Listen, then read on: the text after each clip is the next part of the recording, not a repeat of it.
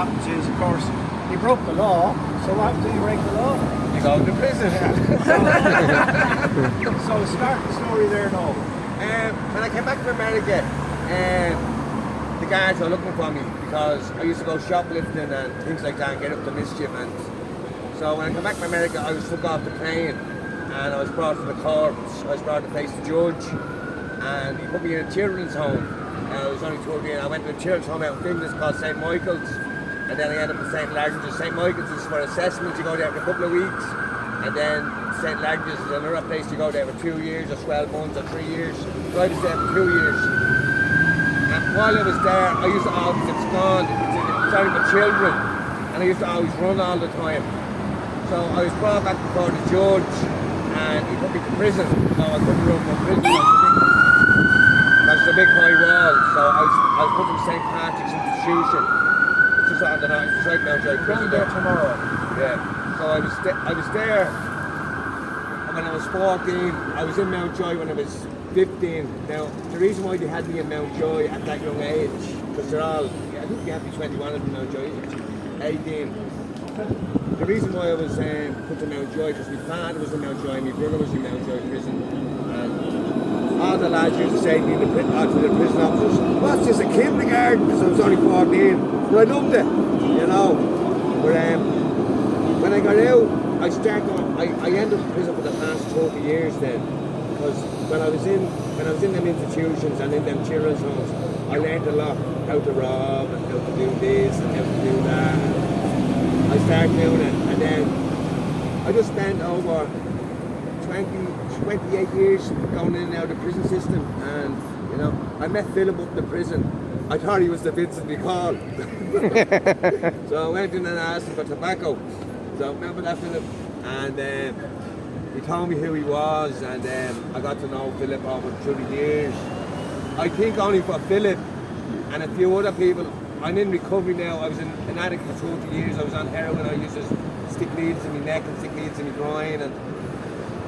And only for Philip, and I'm in NA, it's Narcotics Anonymous, and only for the sponsor out of NA, I know deep down I'll be back in prison, or I'd be dead. But prison, when I first went to prison, it was good. But I started getting comfortable in there. I had no responsibilities. I had a little room, a little cell to myself. I had me caddy, I had me kettle, I had me roll-ups. Bang the door out. It was grand. But now I'm 50 years of age, and now I don't want to go back to prison. You know, I just want to get my life together. Just only for Philip, 100% and the sponsor. And a priest in Ireland called Peter McCurdy, who helps all the homeless. So how I got clean, how I come off the heroin, I was on methadone. You know what methadone is? I was on methadone. I was told to be on methadone for 6 weeks. I was on it for 20 odd years. And the last sentence when I was in Mountjoy prison in 2019, a priest called Peter McCurdy was in the city, and he asked me if I want to get my life together, and Philip knows him as well. And I went back into the cell, and I knew I could go to a treatment centre, and my plan was to go to the treatment centre and run. Well, I stayed there for 3.5 months, and then the COVID hit the world, and the treatment centre closed down.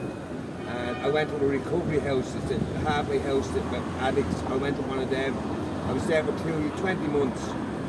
And then this Christmas just gone, last year, the Peter McCurdy just got me my own property. I have a 1-bedroom house now, just up at the Phoenix Park. And I'm still clean now. I'm off drugs nearly coming up to 32 months. And it's the best thing I ever did, you know. I haven't got a charge, the guards I haven't been in trouble with the police since. Only for Philip now, 100%. I think I'll be back in prison,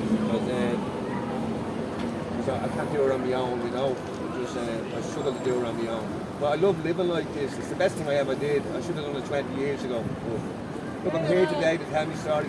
All my family were in addiction. My brothers and sisters were in addiction. And 6 of them are in the graveyard. They're all dead from using drugs. And I have a little brother now that's in addiction. Hopefully he finds his way, and if he sees me doing it, hopefully he'll do it. Well, look, that's me, that's Noel. Thanks, and enjoy the holiday here. Yeah. Thank you, Noel. Well done. Thank you.